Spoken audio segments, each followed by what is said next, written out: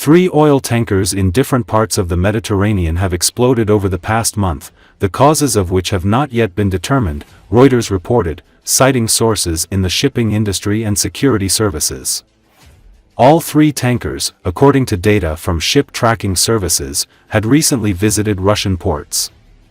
As Reuters notes, these are the first cases of explosions on board civilian ships in the Mediterranean Sea in several decades. Thus, the agency recalls, on February 15 in the port of Savona in northern Italy, as a result of an explosion, the tanker Seajewel, operated by the Greek company Thenamaris, received damage to the hull 1 meter below the waterline. On the same tanker, 20 minutes later, another explosion occurred, which did not cause damage to the vessel. The Savona prosecutor's office is investigating the circumstances of the incident. The tanker Seajewel, also operated by Thenamaris, was damaged by an explosion in the Turkish port of Ceyhan in late January, 2 sources told Reuters. Thenamaris did not immediately respond to the agency's request for comment. The third tanker incident occurred in Libya in February. The Grace Ferrum was so badly damaged that it required a salvage operation, 3 sources told Reuters. The Grace Ferrum is operated by Cypriot company Simar and flies the Liberian flag. Simar was also unavailable for comment. Shipping industry officials told Reuters they were growing concerned about the series of explosions. The agency recalls that at the end of December, an explosion occurred in the engine room of the Russian dry cargo ship Ursa Major. The dry cargo ship, which had been delivering cargo for the Russian military in Syria for several years, sank, and the fate of 3 crew members is unknown. The owner of the Ursa Major, the Oberon Logistics group of companies, which is part of the Russian Ministry of Defense, announced that a targeted terrorist attack had been carried out on the dry cargo ship. Ukrainska Pravda claimed that the tanker Seajewel is part of Russia's shadow fleet, which transports Russian oil to Europe despite sanctions. The publication also wrote that this tanker recently visited the Turkish port of Ceyhan. The shadow fleet, according to investigators, is used by Russia to transport oil and petroleum products in order to avoid European and American sanctions. It includes several hundred vessels that are not formally connected to Russia.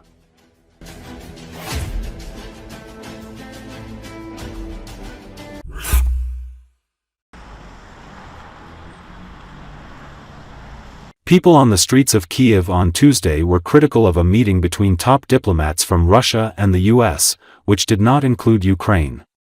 According to Associated Press, the talks in Saudi Arabia, aimed at improving ties and negotiating an end to the war in Ukraine, represented a rapid and major change in American foreign policy under President Donald Trump. No Ukrainian officials were present at the meeting, which comes as the beleaguered country is slowly but steadily losing ground against more numerous Russian troops in a grinding war that began nearly 3 years ago. President Volodymyr Zelenski said his country won't accept any outcome from this week's talks if Kyiv doesn't take part. European allies have also expressed concerns they are being sidelined.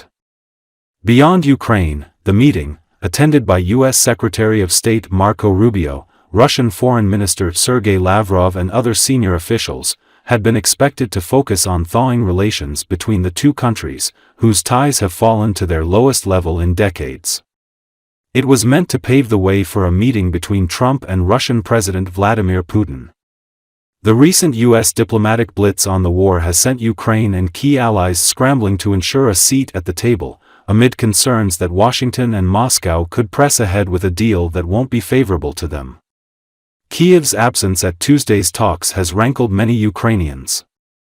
A U.S. State Department spokesperson said the meeting was aimed at determining how serious Russia is about wanting peace, and any actual peace negotiations will include Ukraine.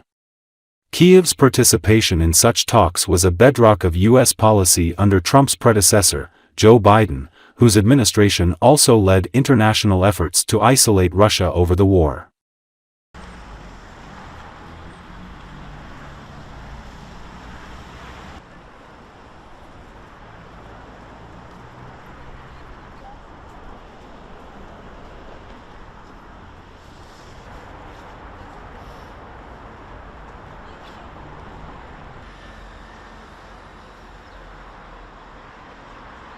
Неприйнятно, да, це неприйнятно для України. Я згодна з нашим президентом, підтримую його наполегливість в тому і напор в тому, щоб, звичайно, Україна була присутня, не те, що присутня, а диктувала свої умови, тому що країна-агресор не може прийти і диктувати свої умови, і тим паче посередники, я дуже вірю в те, що Трамп на нашому боці і він дійсно хоче закінчити війну, але війна повинна закінчитися нашою перемогою, тому що багато людей постраждало, багато людей загинуло, на жаль, і це повинен бути справедливий мир, а без участі України, без нашого голосу і без наших важелів це неможливо.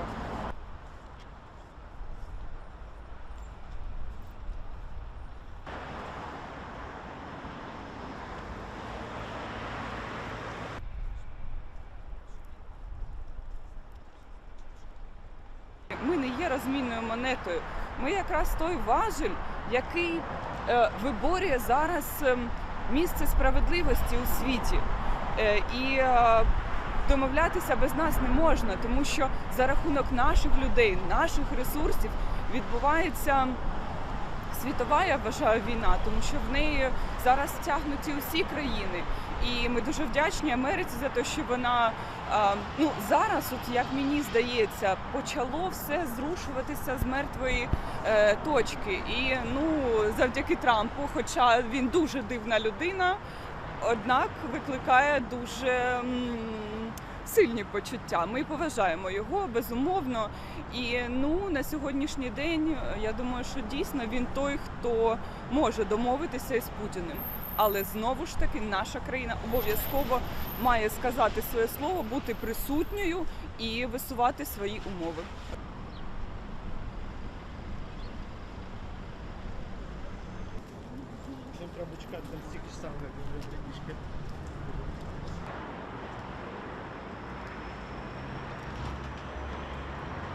Думаю, не получится без Украины.